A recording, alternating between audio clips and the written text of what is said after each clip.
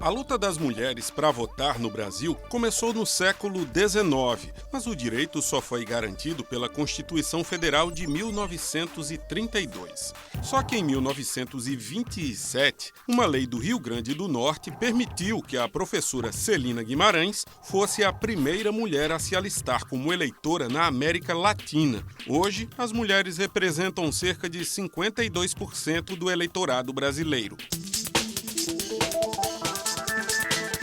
Mas quando o assunto é representação em cargos eletivos, a realidade é outra. No Congresso Nacional, só 16,5% das cadeiras são ocupadas por mulheres. O que será que as pessoas pensam sobre isso? Nós fizemos um teste. Aqui nós temos um grupo de 48 bonequinhos, que são esses marrons, e 52 bonecos, que são verdes. Vamos supor que isso aqui seja um grupo de 100 pessoas. E essas 100 pessoas, elas precisam escolher 10 pessoas para representá-las e tomar decisões importantes que vão atingir a vida de todas elas. Como é que você acha que deveria ser essa divisão de forma justa? 5 de cada. Eu colocaria 5 do marrom e 4 do verde. 6 e 4 ou 5 e 5. Escolheria 5 do marrom e 5 verde. Deixa eu te mostrar esse segundo papel aqui. Você acha que essa divisão aqui ela está equilibrada? Não. Não está muito justo não, né? Agora vocês querem saber quem são os verdes? Sim. Os verdes são as mulheres. Você acha que está justo isso? Não. A pergunta óbvia precisa ser feita. Nas últimas eleições que vocês votaram, seja para vereador, seja para Senado, seja para deputado federal, vocês votaram em alguma mulher? Não. Não. Não. Não. O que está acontecendo com a sociedade? Por que é que ela não dá o devido valor à mulher? O que aconteceu na educação que não mostrou à população o potencial desta mulher? Pensar na ágora grega, era composta só dos homens, só quem era cidadão eram os homens. Então, desde a antiguidade que as mulheres são educadas a pensar que o mundo da política, que o poder, que os espaços de decisão não lhe pertencem. Então elas são educadas para serem boazinhas e não para tomar decisões.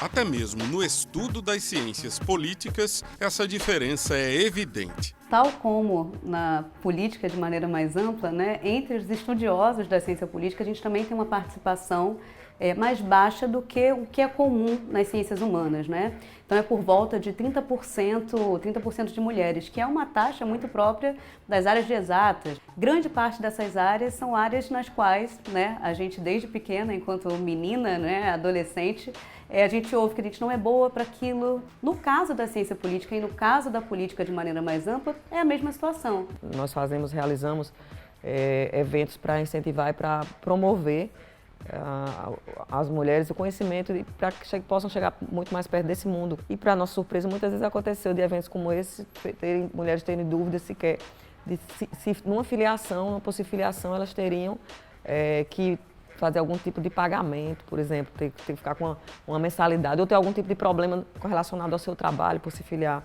a um partido. No ranking da União Interparlamentar, que mede a proporção das mulheres nas casas legislativas de todos os países do mundo, o Brasil ocupa a posição 145. A posição do Brasil nesse ranking é ainda mais constrangedora quando a gente dá uma olhada na lista e vê os países que estão à frente do nosso quando o assunto é a participação das mulheres no parlamento. É que alguns deles têm modelos controversos de democracia, outros estão sob governos autoritários e há ainda aqueles em que, culturalmente, as mulheres estão em segundo plano na sociedade. Só para citar alguns: Belarus, Rússia, Coreia do Norte e Arábia Saudita. Mesmo comparado apenas com os países mais próximos, o Brasil vai mal. Os nossos vizinhos, Argentina, Bolívia, muitos países, a média de presença de mulheres na política institucional, na América do Sul e na América Latina, não é baixa. O caso brasileiro é que é, de fato, um caso que beira a exclusão. A cientista política Flávia Biroli, que é professora da UNB, ela diz que nós vivemos uma incompletude da democracia. E é exatamente por quê? Porque não temos uma equivalência, uma situação de equidade, de participação, né, de homens e mulheres no parlamento, seja ele municipal, estadual ou federal. Tá? Então essa situação de subrepresentação faz com que nós vivamos essa situação de uma democracia incompleta.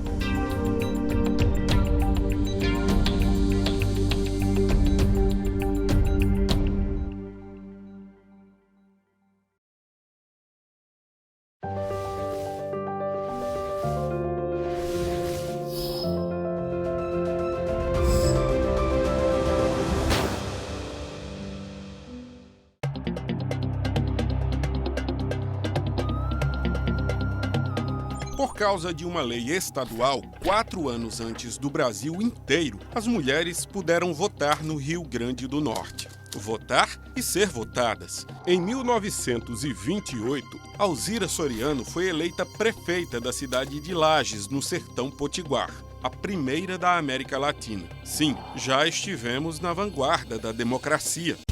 Hoje, pouco mais de 12% dos municípios brasileiros são comandados por prefeitas.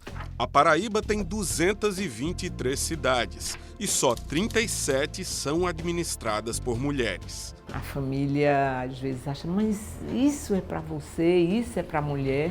É o primeiro obstáculo. Porque é como se ela estivesse infringindo uma lei que obriga ela a cuidar apenas do lar.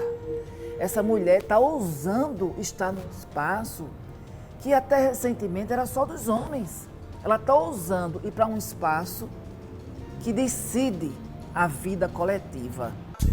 O trânsito dentro dos próprios partidos não é tão simples, mesmo para quem tem um histórico de militância. É muito difícil você colocar, por exemplo, que enquanto mulher, eu tenho que defender a candidatura de um candidato tendo 10, 4, 5, 20 mulheres ali prontas para serem candidatas. Então, na minha cabeça, não tem. Então, se você vai de encontro essa questão e na verticalização vindo de cima para baixo, não tem como você derrubar. E o partido, ele é movido a números. Se eu venho para partido X e já trago comigo 20 mil filiados, eu domino. Então não tem como eu reverter essa história se realmente não tiver uma discussão equilibrada. É muito comum mesmo a gente ter reuniões em que 90% de homens, primeira reunião que eu participei como dirigente, os próprios homens, dirigentes de outros partidos, eles não sabiam como conduzir, porque existia uma mulher naquela reunião. E eu também, sinceramente falando, fiquei também sem saber como atuar. Por lei, os partidos não podem ter mais de 70% de candidaturas de pessoas do mesmo gênero. Geralmente, a parcela menor, 30%, é ocupada pelas mulheres. Então, acho que o primeiro ponto central é assegurar que essa mulher tenha acesso a recursos para a sua campanha. E a gente deu um passo importante nesse sentido nas eleições de 2018, quando o Judiciário, e aí não foi o Congresso Nacional, aprovou que, como na legislação brasileira a gente tem 30%, no mínimo 30% de mulheres que devem estar presentes como candidatas, uma leitura de que você tem que ter também uma destinação de 30% dos recursos de campanha para essas mulheres. A cada eleição observa-se que os partidos não cumprem, nem sequer cumprem com esses 30%. Temos observado também que quando se cumpre, muitas vezes são candidaturas laranjas, que são indicadas, mulheres indicadas, mas que não têm potencial e capacidade nenhuma de saírem vitoriosas. Então é muito difícil o próprio partido político, seja ele de esquerda, seja ele de direita, apostar efetivamente numa candidatura feminina. E por que não aposta? Aí a gente retorna à questão cultural. Só que essas tentativas de preencher de qualquer jeito a cota de gênero têm custado caro aos partidos. A Justiça Eleitoral já cassou mandatos de deputados estaduais e também de vereadores no interior do estado. Nas eleições de 2018, temos o exemplo da Assembleia Legislativa. Lá, alguns deputados tiveram o mandato cassado por conta dessa fraude na cota de gênero. Era o início desse processo de fiscalização da Justiça Eleitoral. Nesse momento, eles tiveram irregularidades constatadas por conta de não cumprir a cota. E aí temos o caso mais emblemático, que aconteceu recentemente, que é no município de Monte Oreb. Lá todos os 9 vereadores eleitos eram do mesmo partido, eram do MDB, tiveram um mandato cassado e o TRE, né, o Tribunal Regional Eleitoral da Paraíba, determinou a realização de novas eleições. E nesse caso específico foi constatado de que elas até cumpriram os 30%, mas essas candidaturas eram fakes, eram falsas. Elas não distribuíram santinhos, elas não percorreram a cidade pedindo votos, não tinham movimentações nas redes sociais. Mas a caminhada para uma ocupação paritária das cadeiras legislativas não está tão próxima. As cotas só reservam espaço para as mulheres nas listas de candidaturas. Alguns países aqui, vizinho nosso, por exemplo, na Argentina, a reserva é na cadeira do parlamento. Ou seja, tantas cadeiras terão que ser ocupadas pelas mulheres, independente do número de votos que elas tenham em relação aos homens. Então, desse jeito, você começa a corrigir. E a representatividade precisa ser real. Eu não quero só eleger uma mulher por ser mulher, mas eu quero eleger uma mulher por entender que ela vai trazer temáticas necessárias e tem que ser dialogada na sociedade para que a gente veja realmente, de fato, sabe, esse mundo de equidade.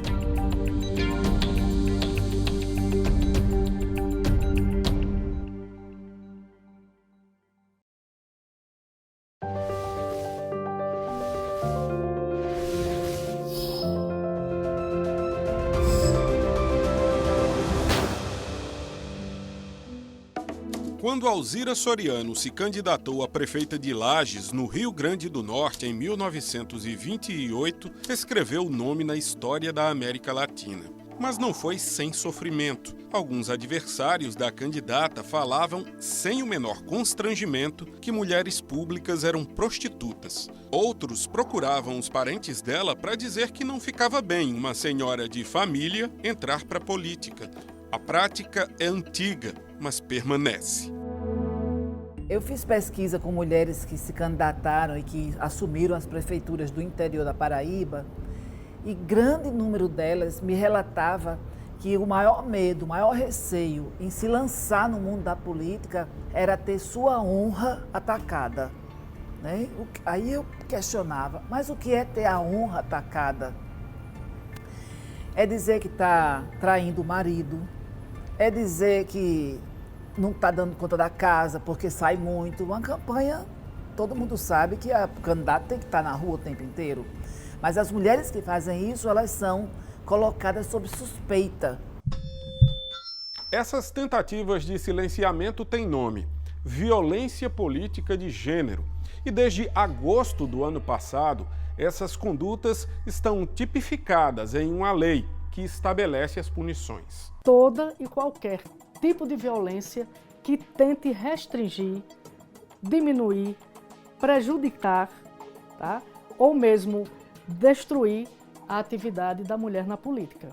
E ela se dá de diferentes maneiras, sendo subtraído o direito à sua fala, com xingamentos. Saiu na imprensa uma vez que eu era vereadora capadora. Me chamaram de vereadora capadora. Com brincadeiras, com desqualificação, com sexismo, olhando não é para como é que a parlamentar ou a gestora se veste ou deixa de se vestir. Eu fui candidata a vereadora e fui a vereadora mais votada em Campina Grande. E um dos comentários era, através até de blogs, que eu teria sido eleita apenas para passar batom e pentear cabelo na Câmara de Vereadores. Essa violência sempre existiu, mas ao longo do tempo se percebeu que era específica e direcionada. Se percebeu que se tratava de uma questão coletiva e específica contra as mulheres. Só que aí passou-se por um período em que essa violência ela era invisibilizada, né? Então, não é por isso, é porque a política é muito dura, porque, na verdade, é uma posição daquele que é o seu opositor. Mas aí começou a se perceber o seguinte, mas ela também acontece dentro do partido da pessoa, ela também acontece contra as mulheres vindo dos seus correligionários, vindo dos seus apoiadores, né? E ela acontece em lugares que normalmente são mais seguros para os homens. Só há um aspecto democrático na violência política de gênero. Ela está presente em todos os lugares, desde a campanha. No dia a dia, até no momento que se pedia voto, que me apresentava para as pessoas, né? Uma candidatura de uma mulher jovem, né? Com esse perfil, muita gente achava, inclusive, que poderia assediar também as ameaças. Ameaças de todas as formas. Quando foi vereadora, Paula percebeu que havia muitos cachorros de rua com leishmaniose em João Pessoa. Propôs que o Centro de Zoonoses fizesse a castração dos animais para conter o problema. Houve choques. Houve choques também por causa da idade, que eu já estava caminhando, né, para a maturidade. E alguém uma vez disse, mas a senhora com essa idade já podia pensar melhor, com tantos assuntos importantes a discutir na nossa cidade. A nossa cidade precisa de obras, com tantos assuntos importantes. Esta vereadora, veja o desdém, esta vereadora vem tratar de bicho. Ora, claro que era de bicho, claro que eu estava também na minha luta ambiental, mas era também uma luta de saúde pública. E na Assembleia Legislativa? Estava presidindo uma sessão quando um colega deputado pediu a palavra e eu disse, só um instante, quando o deputado fulano tal terminar, ele passa aí, ele começou a gritar. Então, quando ele começou a gritar, eu disse dessa forma assim, você não vai falar. Eu disse, porque você acha que... Aí vem com aquela história de mulher, porque você é filho de não sei quem, Aí vem sempre também, que é outra forma de violência política contra a mulher, essa questão de dizer que a mulher é tutelada. Se nós estamos aqui afirmando que vivemos uma incompletude da democracia porque não existe uma representação equânime, você imagina que as poucas que chegam são tratadas dessa maneira. E são tratadas por seus pares. Não são por agentes externos, são os próprios colegas parlamentares que usam de violência política de gênero. Senado, esplanada dos ministérios, muda o cenário, mas não as práticas. Há pouco tempo eu estava numa reunião no Ministério, as maiores autoridades estavam 2 senadores, eu mais um senador da Paraíba. E a moça do cerimonial, ela chega até mim e pede para que ela chega até Daniela, não chega para nenhum outro homem ou outro senador. E ela me pede para eu me levantar para dar lugar ao ministro que iria chegar. E eu disse para ela, não vou me levantar. Na minha frente tinha uma cadeira vazia, que um deputado ainda não tinha chegado, e tinha mais esses tantos, acho que tinham 6 deputados federais. A lei da violência política de gênero prevê até mesmo prisão. A gente não tem nenhum caso de violência política de gênero no Congresso Nacional que foi de fato punido, né? A gente tem representações que foram abertas, mas que não foram, os encaminhamentos não foram dados. Quando você tem uma situação de impunidade, você diz para essa mulher que está sofrendo a violência que é o seguinte, não adianta denunciar porque não vai ter nenhum tipo de encaminhamento e você reafirma para essas pessoas que cometem esses atos de violência que é seguro cometer esses atos de violência, né? Então, realmente é uma reafirmação, uma outra forma de violentar também essas mulheres. De fato, na prática, essa lei ela vai fazer alguma diferença? Eu espero que sim, Mas eu não creio muito que somente ela vai resolver os problemas. Porque não há como negar também que vivemos sob uma dominação masculina ainda, né? Onde a mulher sempre é pensada como uma extensão do braço masculino. E nós temos aqui e queremos caminhar juntos, lado a lado. Ninguém à frente, ninguém atrás, mas lado a lado. E isso só se muda com educação. Isso só se muda, né, com a família desempenhando esse papel de desde cedo mostrar ao menino e à menina que eles têm absolutamente os mesmos direitos e os mesmos deveres. Na escola, também se discutindo seriamente essa igualdade, né? E em outros campos da cultura, até nos templos religiosos. Enquanto isso não for acontecendo, nós não mudaremos o que está lá em cima.